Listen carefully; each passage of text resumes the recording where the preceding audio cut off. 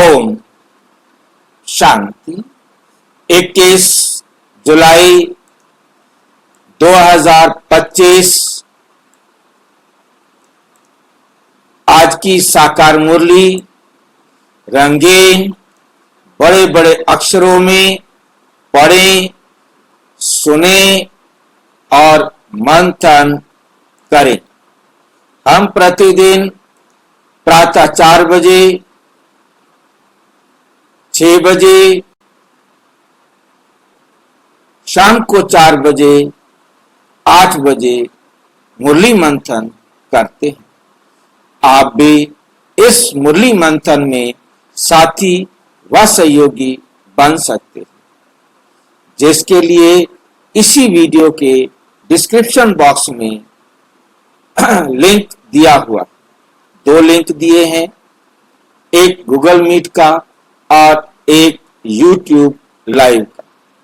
जैसे ही आपको सुविधा हो, जिस भी लिंक से आप जुड़ना चाहें तो आप जुड़ सकते हैं। यदि आपको जुड़ने में कोई कठिनाई हो रही है तो इसी वीडियो में जो आप देख रहे हैं, चलती हुई लाइन में आपको व्हाट्सएप नंबर दिखाई दे रहा है। उस पर मैसेज करके आप लिंक मंगा सकते हैं, प्रश्न पूछ सकते हैं और यदि आपका कोई सुझाव है तो वे सुझाव भी दे सकते हैं।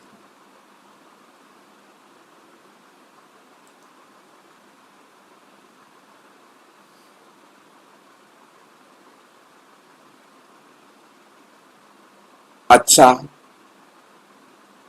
ओम शांति। आज की मुरली का सार।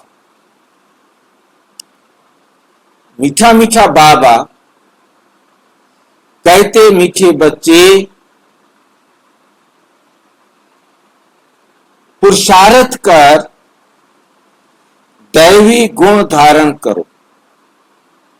पुरुषार्थ कर दैवी गुण धारण करो।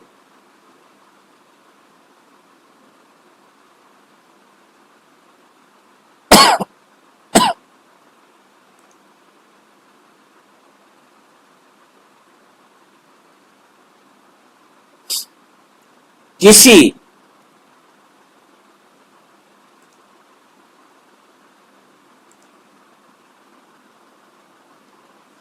को भी दुख नहीं देना। दैवी गुण धारण करने का मतलब है कि हमने सबको सुख देना है, हमने किसी को भी दुख नहीं देना। ये बात हमें बहुत अच्छी तरह से धारण करनी है। दैवी गुण धारण करने हैं और किसी को दुख नहीं देना है,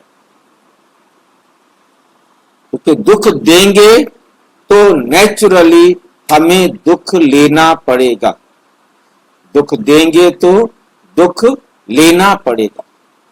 ये बहुत अच्छी तरह हमें अपनी बुद्धि में ध्यान रखना। हमने किसी भी आत्मा को दुख नहीं देना है।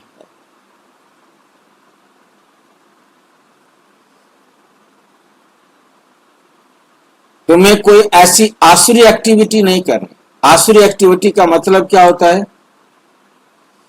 ऐसी एक्टिविटी जिसके कारण किसी को दुख पहुंचे, जिसके कारण किसी को दुख पहुंचे, उस एक्टिविटी को नहीं करना।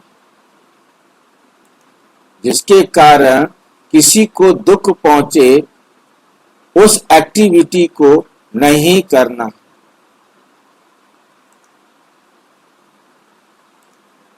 क्योंकि भगवान आए हैं, परमात्मा आकर हमें पढ़ा रहे हैं। अब हमें पढ़ना है, अब हमें पढ़ना है। ये बात हमारी बुद्धि में अच्छी तरह से स्पष्ट होनी चाहिए। ये बात हमें स्पष्ट होगी तो नेचुरल हम कभी भी किसी को भी दुख देने की सोचेंगे भी नहीं।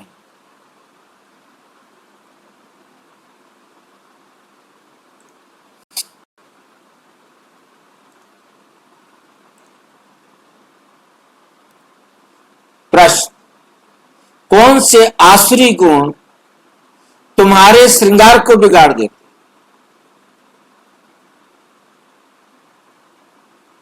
कौन से आसुरी गुण तुम्हारे श्रृंगार को बिगाड़ देते?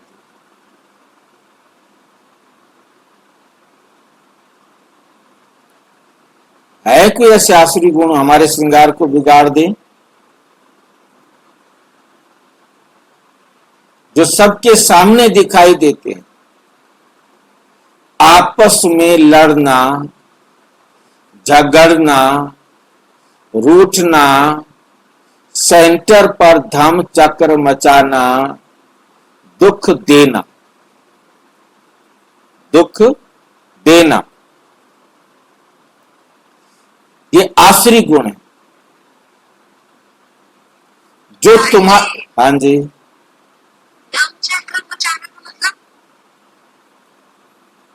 धम चक्कर मचाना, घर में तूफान खड़ा कर देना। अच्छा, ठीक है। तो कोई ना कोई तो क्रोध करेगा। लड़ाई का कोई कारण होता है? कहीं भी लड़ाई का कोई कारण होता है?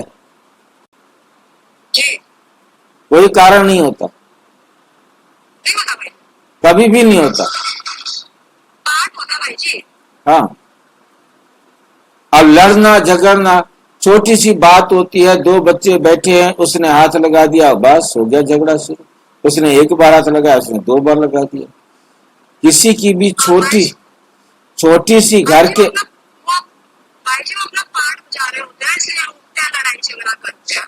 नहीं मतलब पाठ तो बजा रहे हैं। पाठ की शुरुआत को यदि हम कहीं भी देखें, कितनी भी लड़ाइयां हम इस एज में आ गए हैं, सब जानते हैं, बस एक छोटी सी गलती होती है, इग्नोरेबल होती है। ऐसा नहीं होता उसे इग्नोर नहीं किया जा सकता, जी, परंतु इग्नोर ना करके, अब किसी ने हाथ लगा दिया तो उसको आप कुछ मत कहो। अच्छा, आप कुछ नहीं कहेंगे, बच्चे बैठे हुए हैं आपस में, हम देखते हैं स्कूल के अंदर, देखा सारी जिंदगी कि बस बैठे हुए हैं, उसने ऐसे कर दिया, उसने कुछ नहीं किया, उसने थोड़ा और तेज से कर दिया। वो चाहता है कि ये मेरे साथ कुछ शरारत करे, वो चाहता है कि हमारी जो है ना कोई बात, मतलब कोई झगड़े की बात ही नहीं है, बस इसने मेरे को 3 बार ऐसे किया, मैंने इसको थप्पड़ लगा दिया। अब जब तक उसकी सहन शक्ति थी, उसने सहन किया, उसके बाद उसने उसको थप्पड़ लगा दिया। उसने थप्पड़ लगा दिया तो उसने 2 थप्पड़ लगाए, उसने 4 कर दिए। मैं बड़ा और वो बड़ा, 2 शेर जब इकट्ठे हो जाए फिर तो यही होता है, घर में 2 शेर हो जाते, वो कहता मैं इससे कम थोड़ा, वो कहता मैं इससे कम थोड़ा। यदि दोनों में से एक भी समझदार हो, वो शेर ना बने, शेरनी बन जाए, तो हो जाए काम। ये धम चक्कर मच जाता है। फिर 1 इंच जगह के ऊपर भाई भाई को मार डालता है, तो ये धम चक्कर है। मतलब झगड़ा, जब क्रोध होता है, क्रोध सबसे पहले अकल का दरवाजा बंद करता है। एक का अकल का दरवाजा बंद हुआ तो जो भी वहां आएगा वो उसका भी अकल का दरवाजा बंद होता जाएगा। वो वातावरण में हाँ जी, भाई जी जैसे 2 लोग आए थे, 2 झगड़ा कर रहे हैं, पर एक बिल्कुल शांत है, कुछ रिएक्ट ही नहीं करता, कुछ जवाब ही नहीं देता, तो तब तो नया कहानी का टॉक स्टार्ट नहीं होगा ना भाई जी। जवाब तो नहीं देता। प्रॉब्लम क्या है भाई, कि जहां वो गालियां निकाल रहा है, वो मिसबिहेव कर रहा है, वो जो किसी दूसरे का हक मार रहा है, अब वो सहन नहीं कर सकता। एक लिमिट है हर एक की, क्योंकि सबने अपने अपने लिमिट स्विच लगाए हुए हैं। इतने बड़े संत महात्मा कोई भी नहीं बन गया है जिसने अपना लिमिट स्विच हटाया हो। जब कृष्ण का लिमिट स्विच हटा हुआ है, लगा हुआ है, बाकी और कौन लगाएगा? जी, राम का भी लिमिट स्विच लगा हुआ था, तभी उसने मतलब जो है ना युद्ध किया। राम को मर्यादा पुरुषोत्तम दिखाया तो उन्होंने देखा कि भी अति हो गई है, अब तो मुझे युद्ध करना पड़ेगा। समुद्र उनको रास्ता नहीं दे रहा था तो उसको भी दिखाया कि समुद्र ने बाण उठाया कि मैं समुद्र तुम्हें सुखा देता हूं। समुद्र देवता भी हाथ जोड़ करके आगे आ गया, ये ले जी पुल बना लो आपने। मतलब कहने का है कि भय बिन प्रीत ना हुई। तो एक लिमिट होती है और हर एक ने अपनी लिमिट लगाई हुई है। संत उसे कहते हैं, परमात्मा का बाबा का बच्चा उसे कहते हैं जिसने अपनी सारी लिमिट हटा दी है। कोई लिमिट नहीं। वो मेरा मर्डर करता है कर दे, मेरा सिर फोड़ता है फोड़ दे, मेरे को रोजाना टॉर्चर करता है, सवेरे भी करता है, शाम को भी करता है, दोपहर को भी करता है, हर टाइम मेरे को वो टॉर्चर कर रहा है।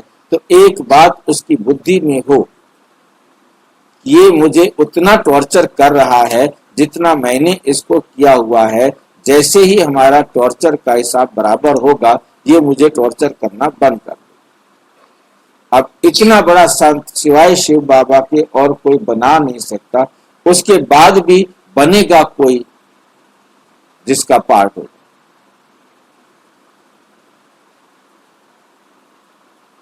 यह है धम्म चक्र। बस फिर तो एक बार एक का दरवाजा अक्ल का बंद हुआ, दूसरे का भी दरवाजा कुछ टाइम बाद बंद हो जाएगा। बस हद थी तेरी, मैंने सहन कर ली, अब मैं तेरे को बता।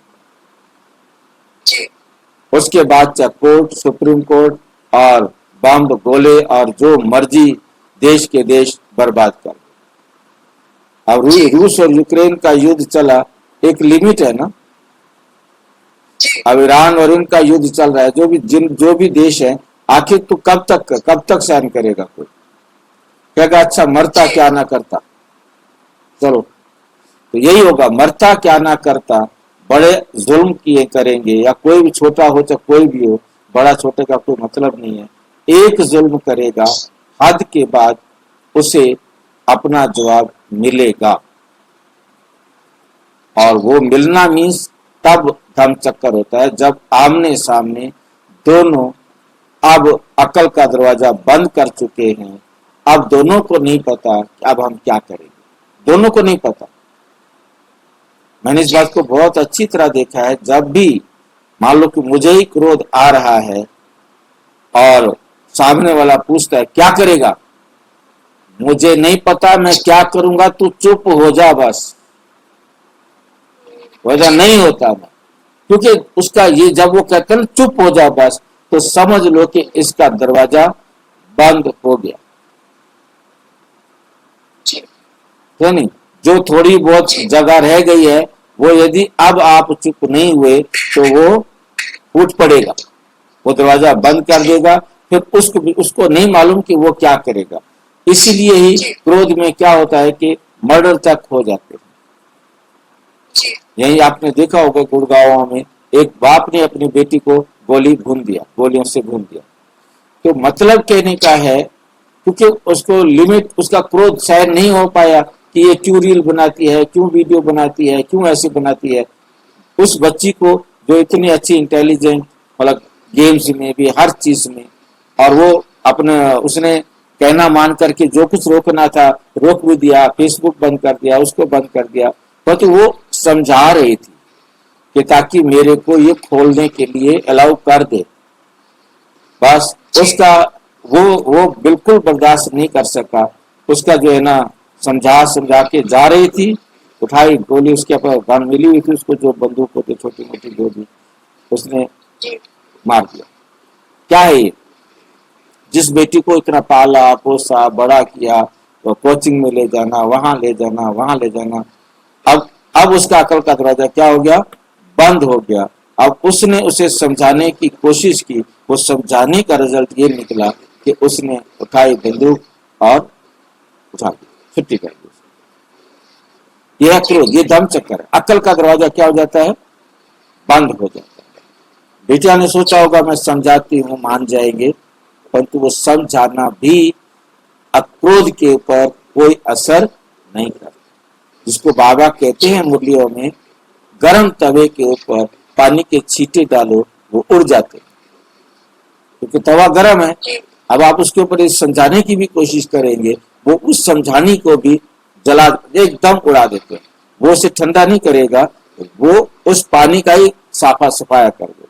तो वही उस बच्ची ने किया और उसका ही सफाया हो गया।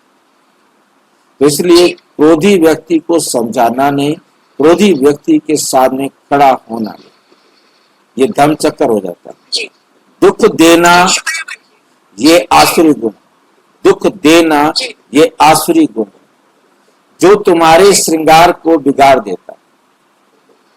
जो बच्चे बाप का बन बहुत करके भी इन आसुरी गुणों का त्याग नहीं करते, बहुत करके भी आसुरी गुणों का त्याग नहीं करते, बंद कर दे भाई जी, माया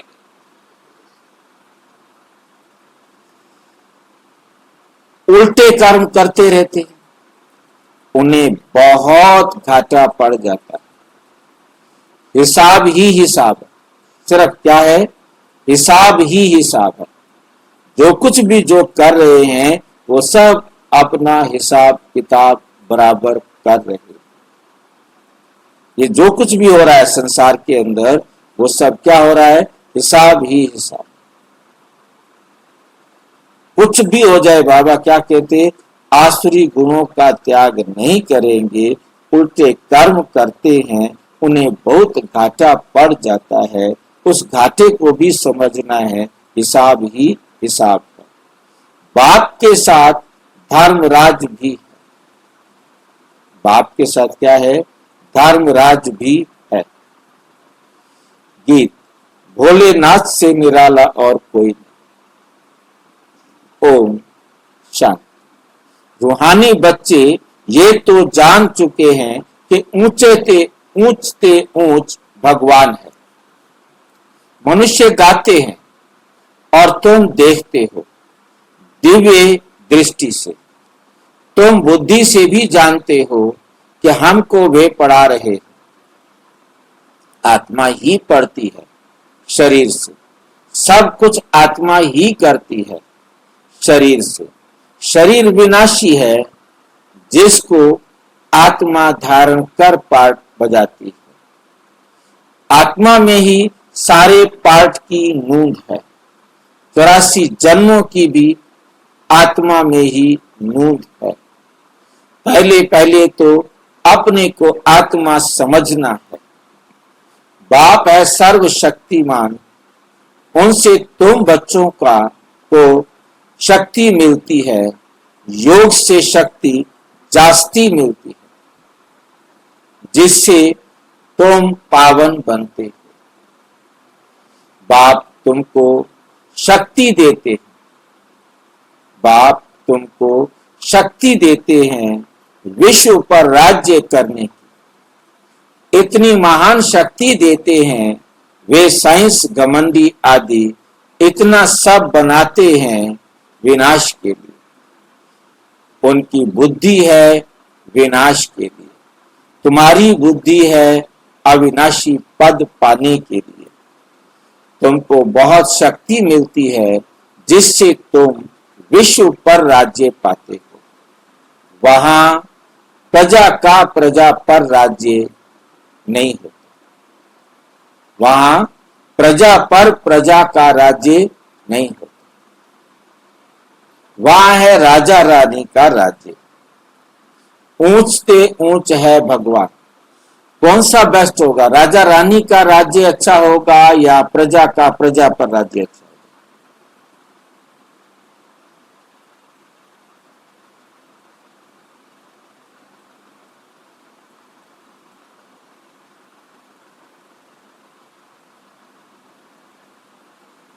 किसका राज्य अच्छा होगा? राजा रानी का।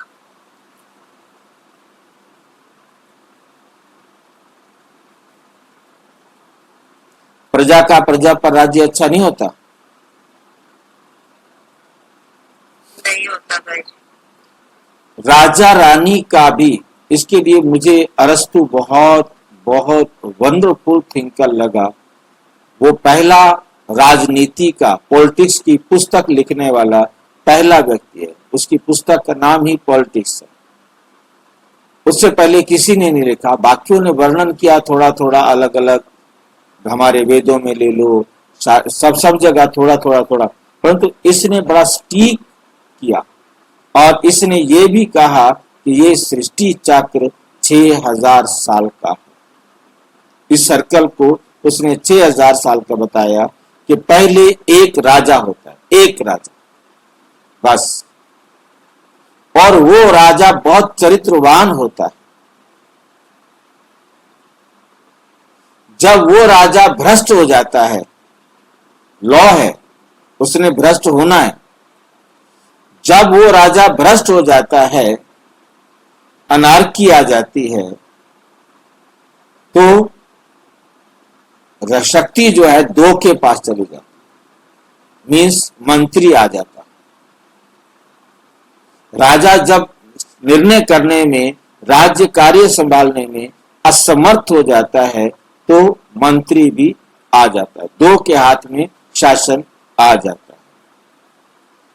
अब वो दोनों अच्छा चला रहे होते हैं, उनमें भी भ्रष्टाचार आ जाता है। जब दोनों भ्रष्ट हो जाते हैं तो प्रजा के पास राज्य आता है, सारे मिलकर के राज्य चलाते हैं, अच्छा चलता है, परंतु वो भी भ्रष्ट हो जाते हैं। जब वो भी भ्रष्ट हो जाते हैं तो फिर एक का शासन आता है। कोई भी परमानेंट नहीं रहता और फिर से एक का शासन होगा। वही सर्कल आपके सामने दिखाई दे रहा है। पहले लक्ष्मी नारायण का राज्य था, वो सतो प्रधान थे, सब सुखी थे, राजा सुखी, प्रजा भी सुखी। अब राजा भ्रष्ट हुआ तो मंत्री आ गए, वहां मंत्री नहीं होते, तो नेचुरल है कि दोनों भ्रष्ट होने हैं, तो दोनों भ्रष्ट हो जाएंगे तो फिर भी दुख बढ़ेगा, तो फिर प्रजा के पास आ गए। ये 3, उसका ये सर्कल बड़ा वंडरफुल सर्कल है। और उसने उस समय जब पूरे वर्ल्ड के अंदर कहीं प्रजातंत्र नहीं थी, उस समय उसने अपनी बुक में लिखा था, democracy will be the worst government, सबसे गंदी सरकार होगी प्रजातंत्र। मतलब ये फिर एक के पास ये अब जाएगा, अब ये भी प्रजातंत्र भी खत्म होगा, फिर एक लक्ष्मी नारायण का राज्य होगा, जिसे स्थापन करने के लिए बाबा आए। याद भी उनको करते हैं, लक्ष्मी नारायण का सिर्फ मंदिर बनाकर पूजते हैं, फिर भी ऊंचते ऊंच भगवान गाया जाता है। अभी तुम समझते हो ये लक्ष्मी नारायण विश्व के मालिक थे, ऊंचते ऊंच विश्व की बादशाही मिलती है बेहद के बाप से, तुमको कितना ऊंच पद मिलता है, तो बच्चों को कितनी खुशी होनी चाहिए। जिससे कुछ मिलता है उनको याद किया जाता है। कन्या का पति से कितना लव रहता है, कितना पति के पिछाड़ी प्राण देती है, पति मरता है तो या हुसैन मचा देती। ये या हुसैन क्या होता है, कौन बताएगा? या हुसैन क्या होता है?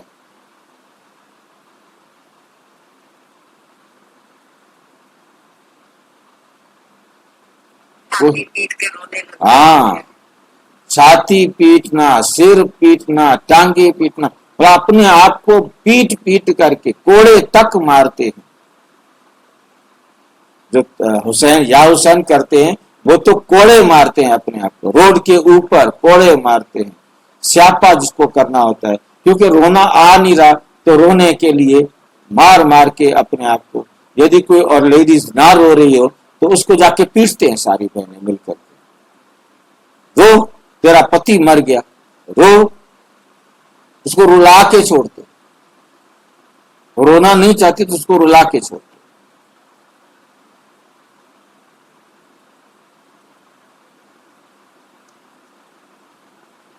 तुमको कितना श्रृंगार, ये तो पतियों का भी पति है, शिव बाबा तो पतियों का पति है, तुमको कितना श्रृंगार रहे हैं, ये ऊंचते ऊंच पद प्राप्त कराने के लिए, तो तुम बच्चों को कितना नशा होना चाहिए। दैवी गुण भी तुमको यहाँ धारण करने हैं। बहुतों में अभी तक आसुरी अवगुण है। लड़ना, झगड़ना, रूठना, सेंटर पर धम चक्कर मचाना। बाबा जानते हैं, बहुत रिपोर्ट्स आती हैं, काम महाशत्रु है। तो क्रोध भी कोई कम नहीं, क्रोध भी कोई कम शत्रु नहीं। फलाने के ऊपर प्यार, मेरे ऊपर क्यों नहीं। फलानी बात इनसे पूछी, मेरे से क्यों नहीं पूछा। ऐसे ऐसे बोलने वाले संशय बुद्धि बहुत है। राजधानी स्थापन होती है ना, ऐसे ऐसे क्या पद पाएंगे।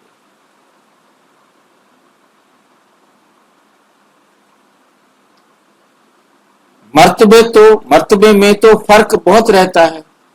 मेहतर सफाई कर्मी भी देखो अच्छे अच्छे महलों में रहते, कोई कहाँ रहते हैं। हर एक को अपना पुरुषार्थ कर दैवी गुण अच्छे धारण करने। देह अभिमान में आने से आसुरी एक्टिविटी होती है। जब देही अभिमानी बन अच्छी रीति धारण करते रहो, तब उच्च पद पाओ। पुरुषार्थ ऐसा करना है, दैवी गुण धारण करने का, किसको दुख नहीं देना। तुम बच्चे दुख हरता, सुख करता, कोई को भी दुख नहीं देना चाहिए। जो सेंटर संभालते हैं उन पर बहुत रेस्पॉन्सिबिलिटी है। जैसे बाप कहते हैं, बच्चे अगर कोई भूल करता है तो 100 गुना दंड पड़ जाता है। देह अभिमान होने से घाटा पड़ जाता है, घाटा होता है, क्योंकि तुम ब्राह्मण सुधारने के लिए निमित्त बने हुए हो। अगर खुद ही नहीं सुधरे तो औरों को क्या सुधारेंगे। बहुत नुकसान हो पड़ता है।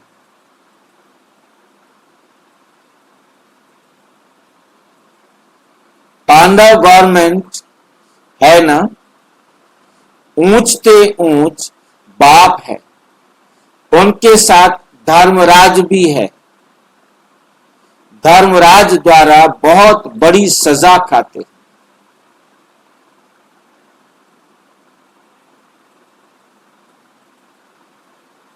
ऐसे कुछ कर्म करते हैं तो बहुत घाटा पड़ जाता है। हिसाब ही हिसाब है। जो कुछ भी हो रहा है हिसाब ही हिसाब का मतलब क्या है, जो कुछ भी हो रहा है वो हमारा हिसाब बराबर हो रहा है। भाई बाप के पास पूरा हिसाब रहता है। भक्ति मार्ग में हिसाब ही हिसाब है। कहते भी हैं भगवान तुम्हारा हिसाब लेगा, जहां बाप खुद कहते हैं धर्मराज बहुत हिसाब लेंगे।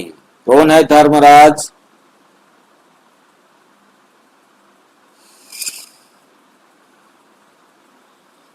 धर्मराज कौन है भाई? हम स्वयं ही धर्मराज हैं। जिसने हमें जितना दुख दिया है उसे हम दुख जरूर देंगे, और जिसने हमें जितना सुख दिया है वो हमसे उतना सुख जरूर लेंगे। ये याद रखना। लेना और देना बराबर करना है, चाहे कोई चाहे या ना चाहे। कोई कहे कि मैं सेवा नहीं करूंगा और उसने सेवा करनी है तो वो जरूर करेगा, जरूर करेगा। रुक नहीं सकता सेवा करने से, उसे सेवा करनी ही पड़ेगी। जितनी की थी उतनी ही करनी पड़ेगी। ये नहीं कि ना करे वो।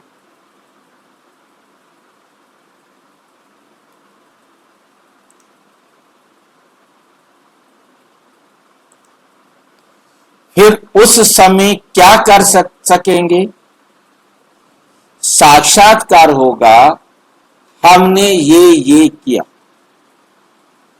कब साक्षात्कार होगा? कोई कैमरे लगे हुए हैं, लास्ट में सबको साक्षात्कार होगा। क्या बाबा एक एक आत्मा को वो वीडियो दिखाएगा? देख, तूने इस समय ये किया था, ये किया था, ये किया था। कौन बता सकता है कि लास्ट में कैसे साक्षात्कार होगा?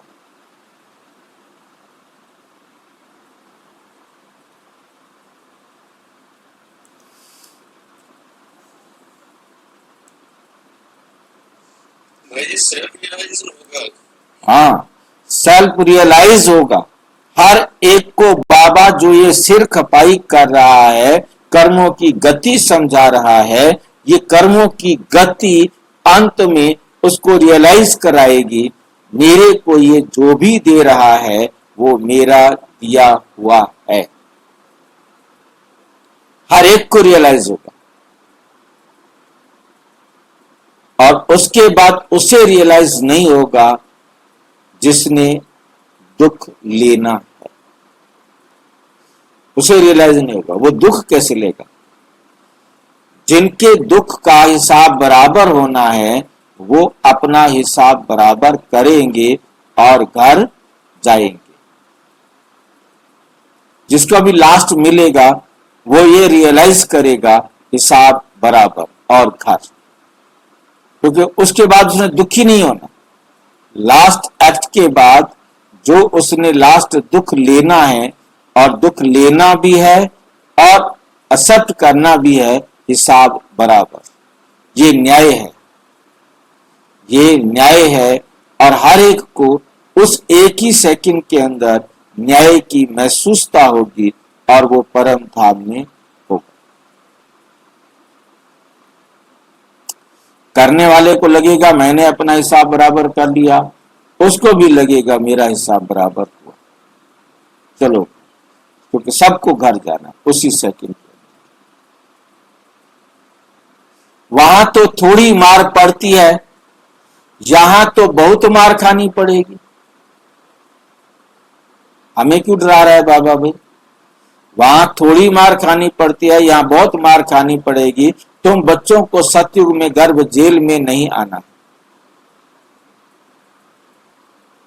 वहां तो गर्भ महल है, कोई पाप आदि करते नहीं, तो ऐसे राज्य भाग्य के पाने के लिए बच्चों को बहुत खबरदार होना है।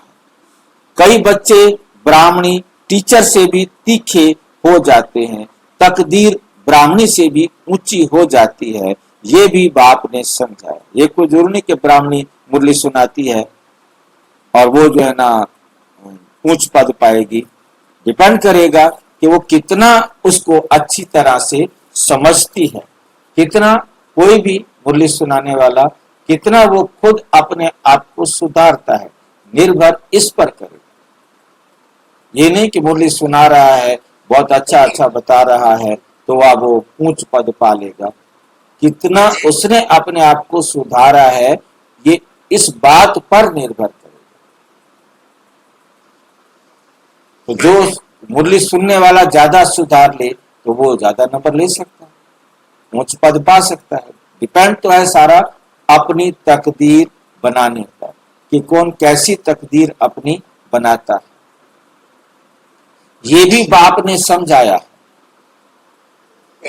हाँ जी, गर्भ जेल वाली सजा किसकी होती है, कैसी होती है? मतलब वो ये गर्भ जेल की सजा भक्ति मार्ग में बताई गई है कि उल्टा लटका हुआ होता है, वहां पर बदबू होती है, दुख होता है, घुटन होती है। मेरे को नहीं समझ में आता वहां कोई दर्द होता। आप सभी जितने भी हम सारे बैठे, मैं आपको छोटा सा एग्जांपल देता हूं। आप सभी जो हम ये चल रहे हैं, वास्तव में हम उल्टे चल रहे हैं। सारे के सारे। और कहते हम पैदा उल्टे हुए थे, पहले सिर बाहर आया था। हम एक्चुअल में उल्टे चल रहे हैं, जिसके लिए एक सबूत देता हूं।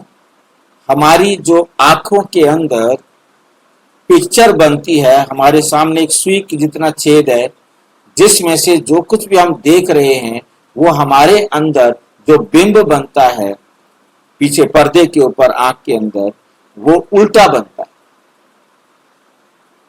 और हम उल्टा देखने के अभ्यासी हो गए।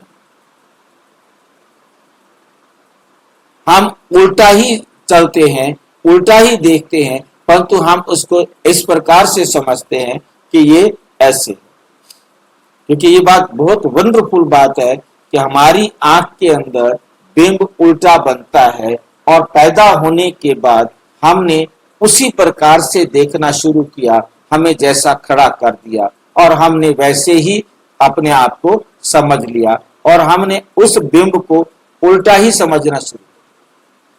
उल्टे से ही हम समझ जाते हैं।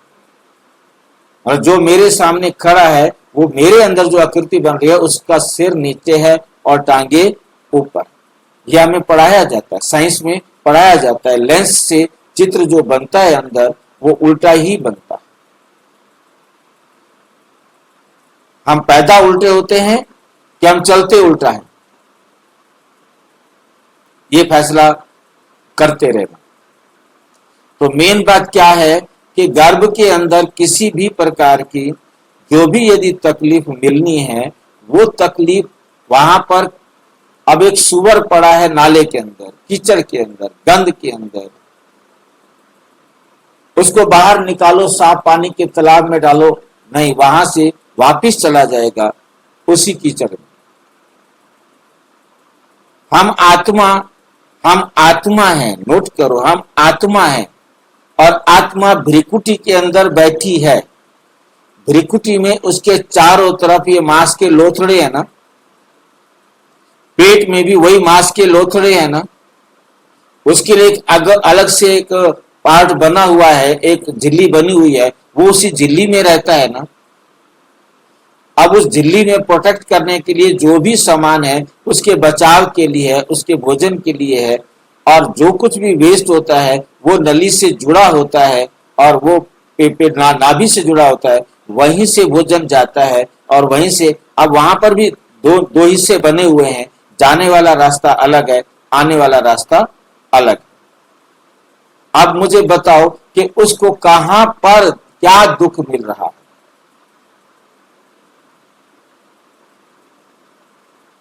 ये तो है नहीं कि वो बाथरूम करेगा तो वहीं पड़ा रहेगा, लैट्रिन करेगा तो वहीं पड़ा रहेगा, उसी में पड़ा हुआ है, नहीं। उसका जो निकलने का रास्ता और जाने का रास्ता वो नाभि ही होता है, वो उसी से जुड़ा हुआ है, उसी से वेस्ट आता है, और वेस्ट मां के साथ जाता है, और उसी से भोजन जाता है जो भी मां ने खाया है। तो बात मुझे बताओ कि वहां किस प्रकार का दुख है? उल्टा लटका हुआ है। और हमने देखा है, आप में से जिसने देखा होगा कि इसी जब करते हैं तो उसके अंदर अल्ट्रासाउंड जब करते हैं, उसके अंदर कभी कैसे होता है, कभी कैसे होता है, कभी कैसे होता है, वो घूमता रहता है। मां को महसूस हो सकता है, भाइयों को महसूस ना हो कि हाँ बहुत तेज घूमता है। वो उल्टा क्या लटका, वो जैसे उसकी पोजीशन चाहिए, थक जाता है, इधर हो जाता है, ऐसे हो जाता है, वैसे हो जाता है। क्या दुख हो रहा है उसको, मुझे बताओ। आप आत्मा को यदि मस्तिष्क में बैठे हुए दुख हो रहा है, तो उसको भी वहां दुख होगा।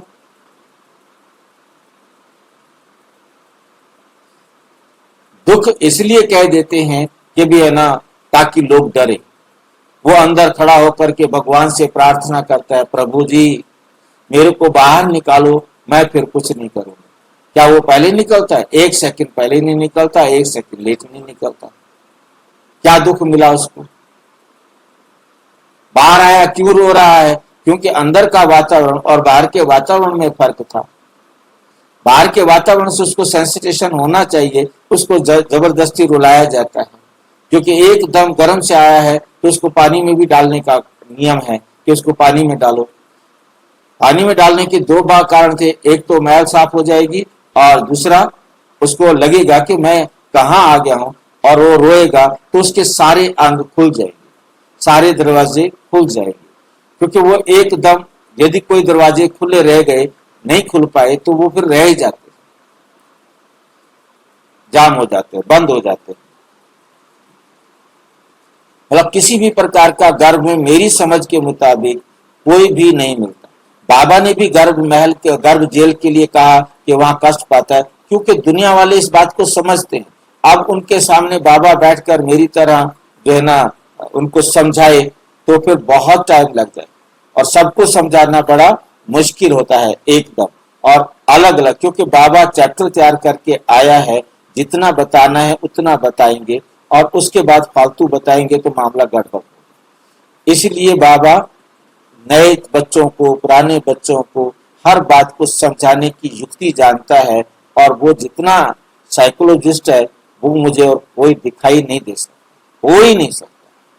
इस बात को एक्सेप्ट करना ही पड़ेगा, चाहे कोई कैसे भी एक्सेप्ट करे, भोले भाव से एक्सेप्ट करे, चाहे अच्छी तरह समझ कर एक्सेप्ट करे।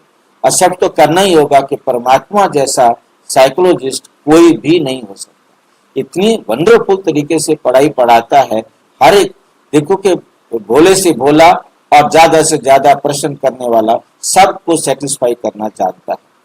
कितनी कमाल है उसकी।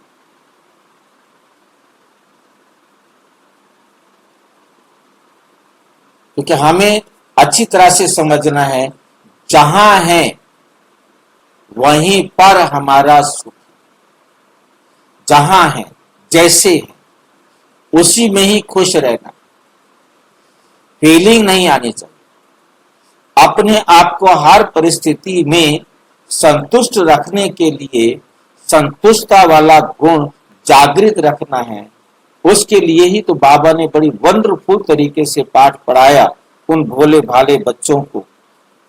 शुरू में जो आए, जहां बिठाओगे, जो खिलाओगे, जैसे रखोगे, इतना चालाकी से उनको बुद्धू बनाया। और वो जो सोने के थालियों में खाना खाने वाले, गोबर के उपले इकट्ठे करके उसमें आलू भून के खाते हैं, और बाबा को पत्र लिखते हैं, बाबा आज जो भोजन खाने में मजा आया ना, वो आज तक जिंदगी में कभी नहीं आया। छोटे छोटे आलू लेके आते थे, और गोबर के जो उपले पड़े होते हैं, गोबर कहीं वहां उठा करके उनको भून करके, उसमें भी भून करके खा लिया, नमक लगाया और खा लिया। जो सोने की थालियों में खाना खाने वाली बहन, उनको ऐसा बना दिया, जहां रखोगे ओ मजा आ गया। बस उन्होंने समझ लिया जो बाबा ने कह दिया है वो सत्य वचन, तभी तो इतना ऊंच गए। तो जानता है बाबा कि किसने इशारा समझ लेना है और किसके लिए घंटों भाषण करो, उसने सिर हिलाते रहना ना, नहीं, मैं नहीं सुधर सकता, मैं नहीं सुधरूंगा, मैं नहीं सुधरूंगा, मत सुधर। ये है पार्ट, ये बात बहुत अच्छी तरह से समझनी। कोई तो इशारा सुनते, मैं देख रहा हूं चारों तरफ कि मुझे कोई तो इतने अच्छे अच्छे नए नए आते हैं, इशारा सुनते ही बिल्कुल धारणा पक्की हो गया था, आज के बाद प्याज लहसुन खत्म।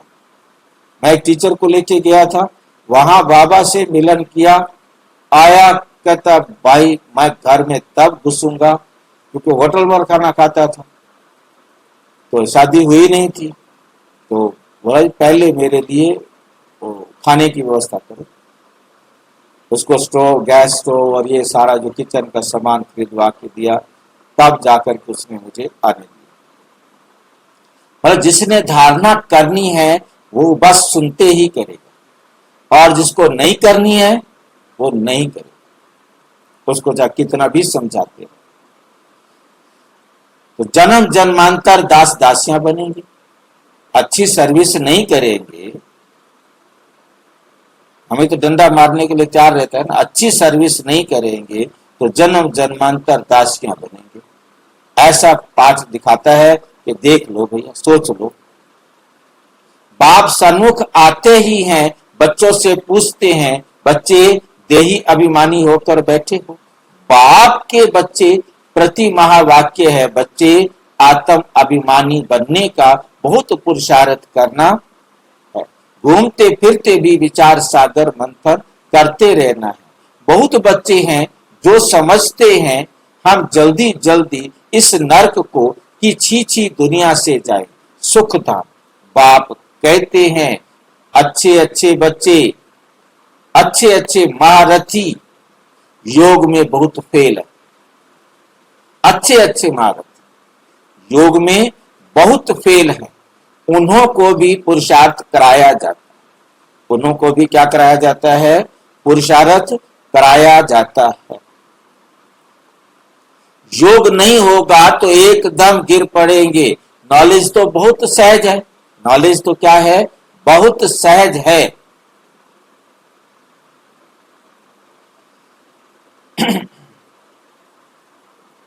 हिस्ट्री ज्योग्राफी सारी बुद्धि में आ जाती है। बहुत अच्छी अच्छी बच्चियां हैं जो प्रदर्शनी समझाने में बड़ी तीखी हैं, परंतु प्रदर्शनी बहुत अच्छी समझा देती हैं, उनको पक्का करा देती हैं हर बात, परंतु योग में है नहीं, देवी गुण भी नहीं।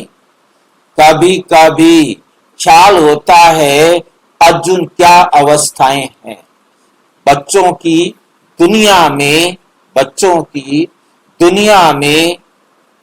कितना दुख है। जल्दी जल्दी ये खत्म हो जाए। कौन कह रहा है? ये ब्रह्मा बाबा। जल्दी जल्दी ये खत्म हो जाए, इंतजार में बैठे हैं। जल्दी चलें सुखधाम। तड़पते रहते जैसे बाप से मिलने के लिए तड़पते हैं, क्योंकि बाबा हमको स्वर्ग का रास्ता बताते हैं। ऐसे बाप को देखने के लिए तड़पते, समझते हैं ऐसे बाप के सन्मुख जाकर रोज मुरली सुने। अभी तो समझते हो यहां कोई झंझट की बात नहीं रहती। बाहर में रहने से तो सबसे तोड़ निभाना पड़ता है, नहीं तो खिटपिट हो जाए। इसलिए सबको धीरज देते हैं। इसमें बड़ी गुप्त मेहनत है। याद की मेहनत कोई से पहुंचती नहीं। गुप्त याद में रहें तो बाप के डायरेक्शन पर भी चले।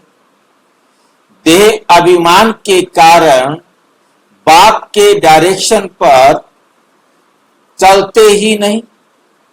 कहता हूं चार्ट बनाओ तो बहुत उन्नति होगी। चार्ट बनाओ तो बहुत उन्नति होगी। ये किसने कहा? शिव बाबा ने। टीचर काम देते हैं तो करके आते हैं ना। यहां अच्छे अच्छे बच्चों को भी माया करने नहीं देती। अच्छे अच्छे बच्चों को का चार्ट बाबा के पास आए तो बाबा बताएं। देखो कैसे याद में रहते हो। समझते हैं हम आत्माएं आशिक एक माशूक की है। वे जिस्मानी आशिक माशूक तो अनेक प्रकार के होते हैं।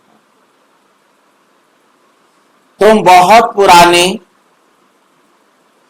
आशिक हो। अभी तुमको देही अभिमानी बनना,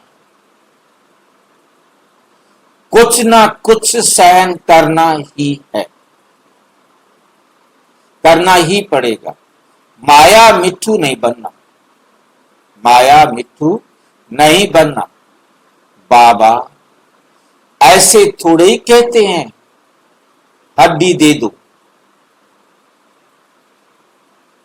बाबा तो कहते हैं तंदुरुस्ती अच्छी रखो, तो सर्विस भी अच्छी रीति कर सकेंगे।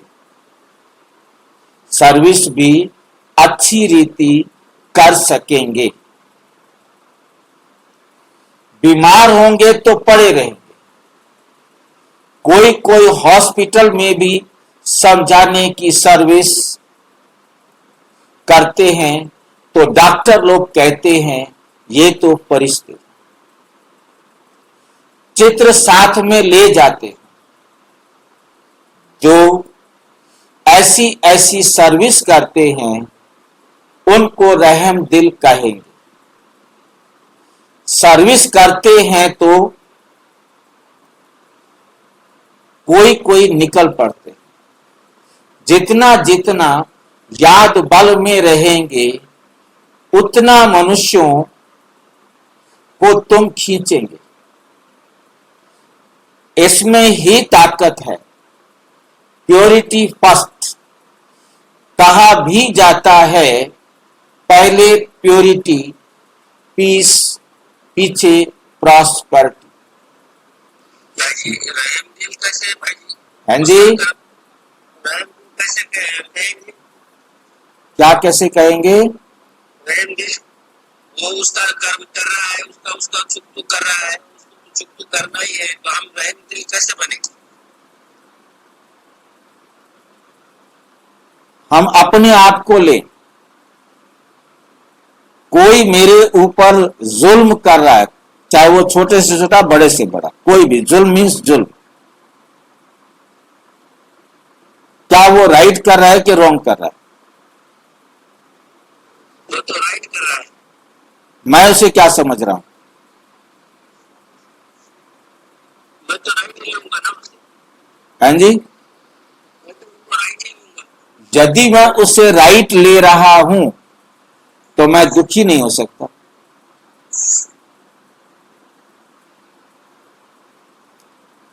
मैं दुखी नहीं आ सकता, फीलिंग में नहीं आ सकता।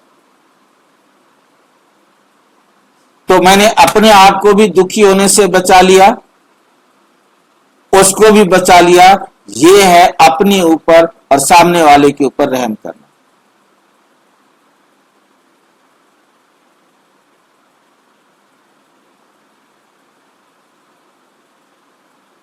जिसको ज्ञान समझ में आ गया है वो ये कर सकता है, करे या ना करे ये उसकी मर्जी है, ये उसका पार्ट है।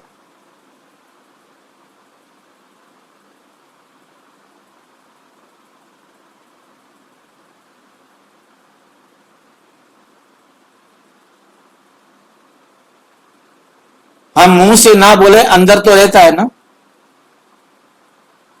ये अंदर वाला खत्म करना है। क्रोध जो है ये बाहर का धम चक्कर दिखाता है। आज बाबा क्रोध पर बात कर रहे हैं। क्रोध ऐसी आग लगा देता है अंदर कि आप ये देखो कि जैसे ही मैंने महसूस किया कि मेरा घाटा हो गया, बस वहीं पर ही ऐसा हार्मोन्स बॉडी से रिलीज होता है कि पूरी बॉडी को जला देता है।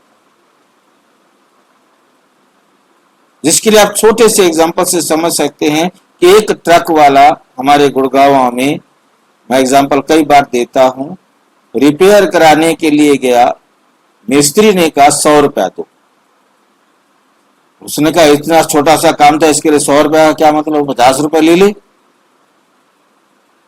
बस इतना झगड़ा बढ़ गया कि मिस्त्री के हाथ में जो पेचकस था वो पेचकस ड्राइवर को, या ट्रक मालिक समझो, कुछ भी समझो, उसको लगा दिया। झगड़ा बढ़ता गया ना,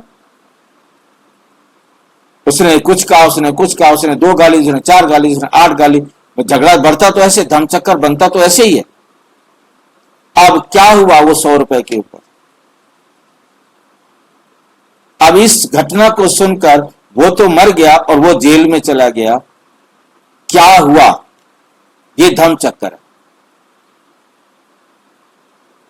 आज बाबा सिर्फ क्रोध पर बात कर रहे हैं सारी मुरली में।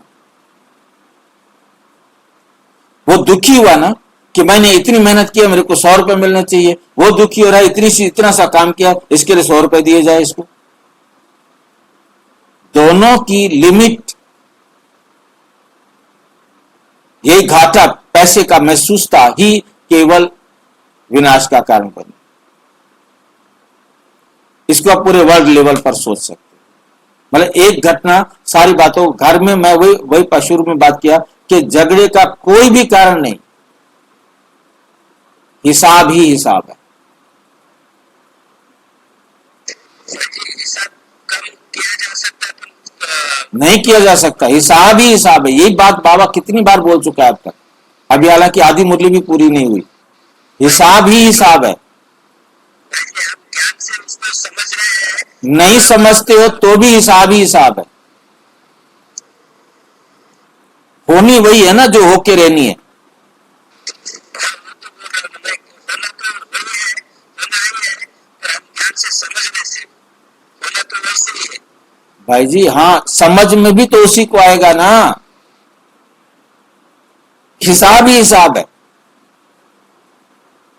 अब ये कहो कि क्या दोनों, वो जिसका जेल में जाना और उसका मरना गलत है? कोई कोई गलत कोई गलत नहीं, नहीं है, कोई गलत नहीं है। हम ज्ञान से समझ रहे हैं वो भी राइट है, हम लोग नहीं समझ रहे वो भी राइट है, वो भी उसका भी चुप हो रहा है, हमारा भी चुप हो रहा है। बिल्कुल बिल्कुल बिल्कुल, इसी को तो बाबा कह रहा है, हिसाब ही हिसाब है, हिसाब ही हिसाब है। इतनी बार बाबा ने आज ये कह दिया। जो नहीं समझता उसका भी हिसाब हो रहा है, जो समझता है उसका भी हिसाब हो रहा है। बस अब वो निश्चिंत हो जाएगा जिसे ये बात गहराई से समझ में आ गई है। अब नहीं समझता इसको, इस बात को गहराई से, तो उसे कोई बाबा भी कुछ नहीं कर सकता। बाबा पढ़ा रहा है फिर भी बाबा कुछ नहीं कर सकता। बाबा कहता है जो कुछ भी कर रहे हैं राइट कर रहे हैं, जो सुन रहा है वो भी राइट, जो नहीं सुन रहा है वो भी राइट, जो सुधर रहा है वो भी राइट, जो नहीं सुधर रहा है वो भी राइट। इसलिए बाबा निश्चिंत है। हमें टेंशन हो जाती है, मैंने इतना सिर खपाई किया, मैंने इतने बादाम खा के अपना सिर खपा के इनको समझा के, और इनको कुछ समझ में आता ही नहीं। रोले नहीं आता तो भाई जो हो रहा है वो एकदम राइट हो रहा है। राइट, रहोगी ऑल्सो राइट, नो क्वेश्चन। जिसको ये समझ में आ जाता है उसके क्वेश्चन खत्म हो जाते। भाई जी जिसको ज्ञान नहीं समझ में आ रहा है उसका भी राइट हो रहा है, और जिसको समझ में आ के भी वो समझ रहा है तो उसका भी राइट हो रहा है। हाँ बिल्कुल बिल्कुल बिल्कुल, सभी राइट है। ड्रामा एक्यूरेट है। यही तो बाबा की हलचल में ना आने वाली चाल है, राज है। यही राज है कि बाबा कभी हलचल में नहीं आते। कुछ भी हो जाए कभी हलचल में नहीं, कहीं किसी को कोई दुख नहीं मिल रहा। ये दुख और सुख मेरे सोचने के हैं। भाई जी जो हलचल में आ रहा है उसका भी तो बात वैसे ही है ना भाई जी। बिल्कुल बिल्कुल बिल्कुल बिल्कुल। मैं क्यों दुखी हूं कोई किसी का मर्डर कर रहा है? मेरा फर्ज है कि मैं उन्हें बचाने का, दोनों को बचाने का प्रयास करूं। दोनों को, एक को नहीं बचाना। यदि मैं एक तरफ हो गया तो मैं बेहद से हद में आ गया।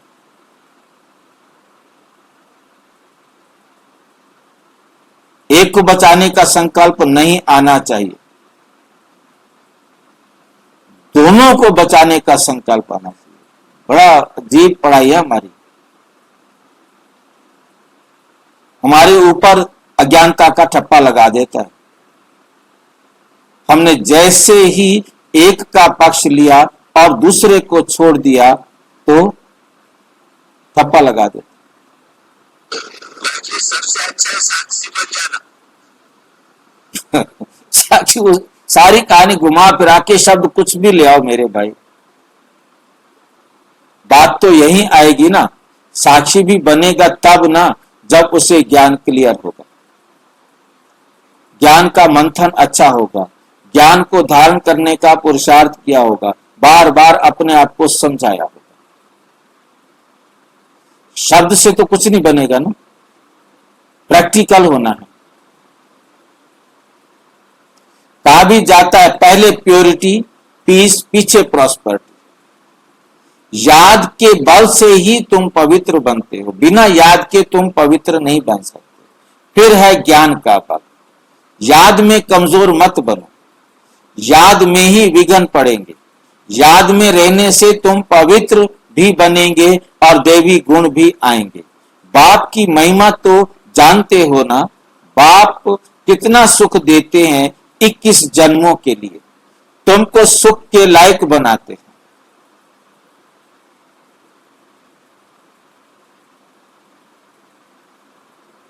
कभी भी किसको दुख नहीं देना चाहिए। कई बच्चे डिससर्विस कर अपने आप को जैसे श्रापित करते हैं, दूसरों को भी बहुत तंग करते हैं। कपूत बच्चा बनते हैं तो अपने आप को आपे ही श्रापित कर देते, अपने आप को आपे ही श्रापित कर देते हैं। भाई जी, हाँ जी, ये जो छेड़छाड़ की घटना होती है, लूट की घटना होती है, भाई भाई भाई ने छेड़छाड़ का विरोध किया तो भाई का मर्डर हो गया, बाप छेड़छाड़ से मना करता तो बाप का मर्डर हो गया। इसको कैसे देखेंगे? ये बात समझनी होगी जो आज बाबा रटवा रहा है। कितनी बार अब तक मैंने देखा, 3-4 बार तो मेरे ख्याल से निकल गया, हो सकता है ज्यादा निकल गया हो। हिसाब ही हिसाब है, तो फिर विरोध नहीं करना उसको, कर लो, वो भी हिसाब ही हिसाब है। यही बात तो भी समझ में नहीं आती। किसी को समझाओ तो कहते भैया ऐसा या बैठ जाएगी, आपको कोई लूट के चला जाएगा, आप लूटते रहो, बोले हाँ, हिसाब ही हिसाब है। अब हिसाब समझ लो तो फिर आप निकल जाओ घर से, या खत्म हो जाए आपकी जमीन हथियार ले, आपको घर से भाई निकाल यदि दे। उसने निकलना होगा तो निकलेगा, नहीं निकलना होगा तो निकाल देगा उसको। भाई किसने निकलना है वो तो होगा ना। आज अब भाई ड्राइवर और मिस्त्री का केस आपके सामने है ना। जी भाई जी, भाई सिंपल सा केस है, कुछ लंबा चौड़ा केस नहीं है। बस एक बात को भी अवॉइड कर सकते हैं आप, लेकिन बड़ी घटना अब या तो देखो, यदि नहीं होना होता तो मिस्त्री भी मान लेता यार, चल यार तू 50 दे दे, 75 दे दे। नहीं, वो तो ना भी दे तो भी कर देता, भैया चलते पास नहीं है मैं काम कर देता हूँ। हाँ, नहीं लेते कई, हाँ नहीं लेते, कुछ लोग नहीं लेते, भैया इस बार को क्या पैसा लेना, मना कर देते, कई लोग मना कर देते। परंतु बात सारी है ना कि क्यों वो कह रहा मैं औजार लेके बैठा हूं, पेज कसना था, ठीक है मैंने एक पेज कसा, पैसे तो मुझे दे दो ना। और हमें लगता है यार 2 नट कसने थे, और या तो तू कस लेता अपने आप घर में। कई बार हुआ, मैंने नोट किया इस बात को कि भाई ये सबके साथ होता है सर। हाँ, 500 रुपये मांग रहा है, बिल्कुल तो इसको कहे तो 500, तो कहता हुनर है साहब हमारा, तो हम 500 लेंगे, बस। हमें उसको 500 देना है ना, देना है तो देंगे ना, हमें इस जान से ही जाना है 500 रुपए ना दे करके। बड़ा कठिन है भाई ये, हिसाब ही हिसाब है। बहुत कठिन स्वीकार करना है इसको। कठिन तो है, मेहनत तो करनी पड़ेगी ना अपने आप को समझाने की। जब हम समझाएंगे, समझेंगे, अपने आप को बैठकर चेक करेंगे, मैंने जो किया वो क्या था, राइट था। भाई जी, बिना वजह कुछ भी होता नहीं। हाँ, बिना वजह कुछ होता ही नहीं। वो मेरे को मिला क्यों है, या तो वो सुख देने के लिए मिला या वो दुख देने के लिए मिला या लेने के लिए मिला।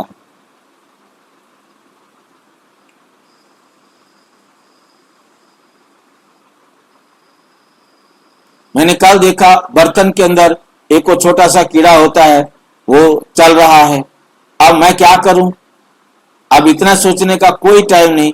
अब जूस बनाना है तो उस पतीले को उठाया और पानी के नीचे किया, साफ कर दिया।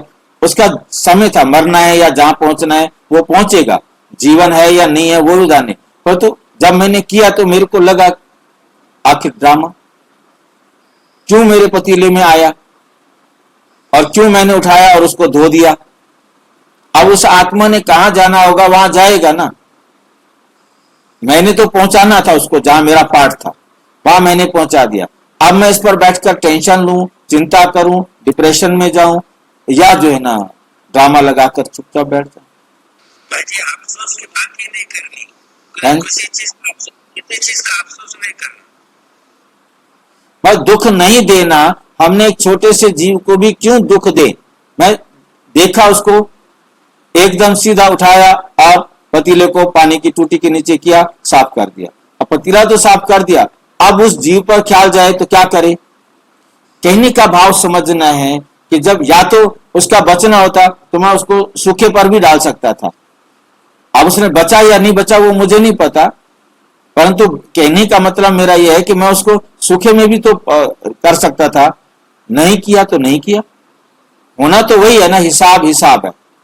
मतलब मैंने अपना पार्ट प्ले किया, उसको मैंने जहां पहुंचाना था वहां पहुंचा दिया। अब वो अच्छे में गया या बुरे में गया वो उसका पार्ट है। वो अच्छी जगह पहुंचा या गलत जगह पहुंचा वो उस आत्मा का पार्ट है। मेरा जो पार्ट था वो मैंने कर दिया। सोचना होता तो मैं पहले सोचता, अब उस सोचने से मैं कुछ कर नहीं सकता।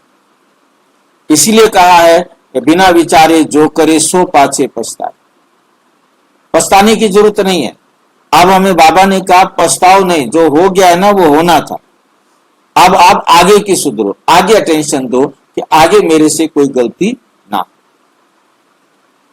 अब क्योंकि डिप्रेशन में चले जाओगे यदि अब आप सोच सोच करके अपना दिमाग खराब करते हो।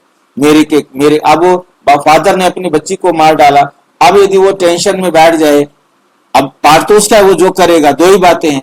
अब कितने हैं जिनके बच्चे मर जाते हैं, वो कितना डिप्रेशन में चले जाते हैं, रोजाना कितने आते हैं। अब वो सोचे कि भी मैंने ही मार डाला, अपनी बच्ची को मैंने मार डाला, अपनी बच्ची को मैंने मार डाला। ऐसे कई माँ के फोन आए कि मैंने ही अपने बच्चे को पैदा होने से पहले मार डाला, मैंने ही जो है ना जाकर के उसे निकलवा दिया, मैंने। वो इतना डिप्रेशन में चले जाते हैं मेरे कारण। और एक का आया कि उसने कहा मैंने जो है ना पहला बच्चा जो है ना हम नहीं चाहते थे, और उसके बाद डॉक्टर ने कहा अब तुम बच्चा माँ बन ही नहीं सकती है। मैंने गलती की है ना, मेरी गलती के कारण ही मेरे साथ ऐसा हुआ ना। भाई होनी थी। अब ये बातें उनको समझाना बड़ा मेहनत, मेहनत तो क्या कहूंगा, मतलब कहने का कि उन आत्माओं का पार्ट है वो दुख कैसे ले। अपने हाथ से ही अपने जीवन को नरक बनाना था उन्होंने। क्योंकि माँ तो समझती है कि भी मेरे घर मेरा बच्चा पैदा नहीं होता तो मैं अभागन हूं, सारी दुनिया उसी को दोष देती है। परंतु आने का पार्ट भी होना चाहिए ना। बच्चे का पार्ट नहीं है तुम्हारे पास आने का तो कैसे आएंगे। बाबा बताते हैं ना कि सूद ही मुझा हुआ है। नहीं सूत नहीं मुझा, हिसाब ही। आज की लाइन बड़ी अच्छी है, हिसाब ही हिसाब है बस। बाबा ने क्या वंडरफुल लाइन ढूंढ के लाए। मैं पहली बार आज इस लाइन पर नजर गई है, हिसाब ही हिसाब है। और 3-4 बार बाबा अब तक कह चुका है, आगे पता नहीं कितनी बार कहेगा। और हम उसको समझते हैं कि नहीं, ये हमारे ऊपर डिपेंड है। जो विकार में गिर पड़ते हैं या क्रोध में आकर पढ़ाई छोड़ देते हैं, अनेक प्रकार के बच्चे यहाँ बैठे हैं, यहां से रिफ्रेश होकर जाते हैं तो भूल जाते हैं। आज क्या हो गया भाई, मुरली कैसे करेंगे। फिर भी पश्चाताप से कोई माफ नहीं हो सकता। बाप कहते हैं क्षमा अपने पर आप ही करो, याद में रहो। बाप किसको क्षमा नहीं करते हैं, ये तो पढ़ाई है। बाप पढ़ाते हैं बच्चों को अपने पर कृपा कर पढ़ना है, मैनर्स अच्छे रखने हैं। बाबा ब्राह्मणी को कहते हैं रजिस्टर ले आओ, एक एक का समाचार सुनकर समझाने दी जाती है तो समझते हैं। ब्राह्मणी ने रिपोर्ट दी है और ही जास्ती डिस सर्विस करने लग पड़ते हैं। बड़ी मेहनत लगती है। माया बड़ी दुश्मन है, बंदर से मंदिर बनने नहीं देती, बंदर से मंदिर बनने नहीं देती। मंदिर लायक होना चाहिए यहाँ पर, बंदर से मंदिर लायक बनने नहीं देती है। ऊंच पद पाने के बदले और ही बिल्कुल नीचे गिर पड़ते हैं, फिर कभी उठ ना सके मर पड़ते हैं। बाप बच्चों को बार बार समझाते हैं यही बड़ी ऊंची मंजिल है, विश्व का मालिक बनना है। बड़े आदमी के बच्चे बड़ी रॉयल्टी से चलते हैं, कहाँ बाप की इज्जत ना जाए। कहेंगे तुम्हारा बाप कितना अच्छा है, तुम कितने कपूत हो। तुम अपने बाप की इज्जत गंवा रहे हो। यहाँ तो हर एक अपनी इज्जत गंवाते हैं, बहुत सजाएं खानी पड़ती हैं। बाबा वार्निंग देते हैं। बाबा क्या करते हैं? वार्निंग देते हैं, बड़े बड़े खबरदार हो चलो, जेल बर्ड्स ना बनो। जेल बर्ड्स भी यहाँ होते हैं। सतयुग में तो कोई भी जेल नहीं होती। फिर भी पढ़कर ऊंच पद पाना चाहिए। गफलत नहीं करो, किसको भी दुख मत दो। याद की यात्रा पर रहो, याद ही काम में आएगा। प्रदर्शनी भी मुख्य बात यही है। बताओ, बाप की याद से ही पावन बनेंगे। पावन बनने तो सब चाहते हैं। ये है ही पतित दुनिया। सर्व की सदगति करने तो एक ही बाप आते हैं। क्राइस्ट, बुद्ध आदि कोई भी सदगति नहीं कर सकते। फिर ब्रह्मा का भी नाम लेते हैं, ब्रह्मा को भी सदगति दाता नहीं कह सकते। जो देवी देवता धर्म के निमित्त हैं, बल देवी देवता धर्म की आत्माएं की स्थापना तो शिव बाबा करते हैं। फिर भी नाम तो है ना ब्रह्मा विष्णु शंकर। ब्रह्मा द्वारा स्थापना, शंकर द्वारा विनाश, विष्णु द्वारा पालना। त्रिमूर्ति ब्रह्मा कह देते हैं, बाप कहते हैं ये भी गुरु नहीं। गुरु तो एक ही है, उनके द्वारा तुम रूहानी गुरु बनते हो। बाकी ये धर्म स्थापक हैं। धर्म स्थापक को सदगति दाता कैसे कह सकते हैं? ये बड़ी डीप बातें हैं समझने की। अन्य धर्म स्थापक तो सिर्फ धर्म स्थापना करते हैं, जिसके पिछाड़ी सब आ जाते हैं। वे कोई सबको वापस ले नहीं जा सकते। उनको तो पुनर्जन्म में आना ही है। सबके लिए ये समझानी है, एक भी गुरु सदगति के लिए नहीं। बाप समझाते हैं, गुरु पतित पावन एक ही है, वही सर्व का सदगति दाता है, लिबरेटर है। बताना चाहिए हमारा गुरु एक ही है जो सदगति देते हैं, शांति धाम सुख धाम ले जाते हैं। सतयुग आदि में बहुत थोड़े होते हैं। किसका राज्य था? चित्र तो दिखाएंगे ना, भारतवासी ही मानेंगे। देवताओं के पुजारी झट मानेंगे कि बरोबर ये तो स्वर्ग के मालिक हैं। स्वर्ग में इनका राज्य था। बाकी सब आत्माएं कहाँ थी? जरूर कहेंगे निराकारी दुनिया में थी। ये भी तुम अभी समझते हो, पहले कुछ भी पता नहीं था। अभी तुम्हारी बुद्धि में चक्र फिरता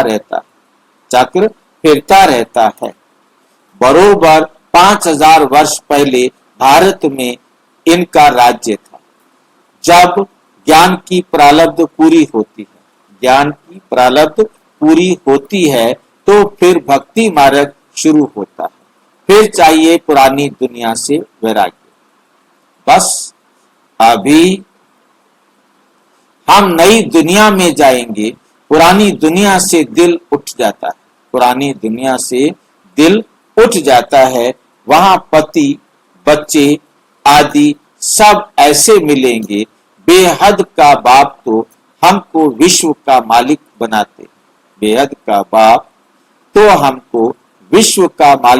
बनाते हैं। जो विश्व का मालिक बनने वाले बच्चे हैं, उनके ख्यालात बहुत ऊंचे और चलन बड़ी रॉयल होगी। भोजन भी बहुत कम, जास्ती हबत नहीं होनी चाहिए। याद में रहने वाले का भोजन भी बहुत सूक्ष्म होगा। बहुतों को खाने में भी बुद्धि चली जाती है। तुम बच्चों को तो खुशी है विश्व का मालिक बनने की, कोई कहा जाता है खुशी जैसी खुराक नहीं। ऐसी खुशी में सदैव रहो तो खान पान भी बहुत थोड़ा हो जाए। बहुत खाने से भारी हो जाते हैं, फिर झुटका आदि खाते हैं। फिर कहते हैं बाबा नींद आती है।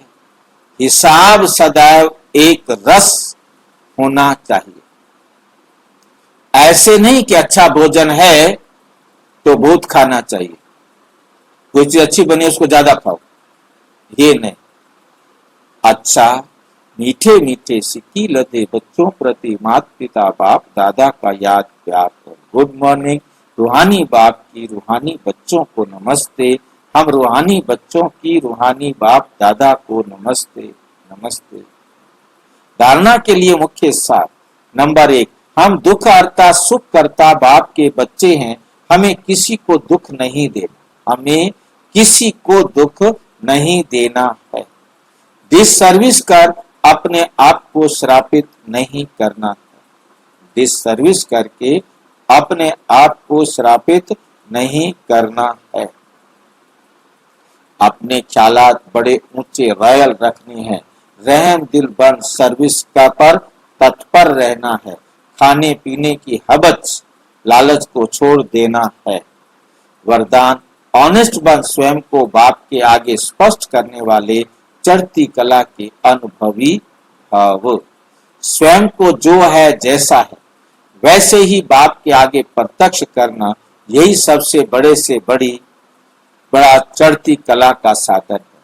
बुद्धि पर जो अनेक प्रकार के बोझ हैं उन्हें समाप्त करने की यही सहज युक्ति है। ऑनेस्ट बन स्वयं को बाप के आगे स्पष्ट करना, अर्थात पुरुषार्थ का मार्ग स्पष्ट बनाना। कभी भी चतुराई से मन मत और परमत के प्लान बनाकर बाप व निमित्त बनी हुई आत्माओं के आगे कोई बात रखते हो तो ये ऑनेस्ट नहीं। ऑनेस्ट अर्थात जैसे बाप जो है जैसा है बच्चों के आगे प्रत्यक्ष है, वैसे बच्चे बाप के आगे प्रत्यक्ष हैं। स्लोगन।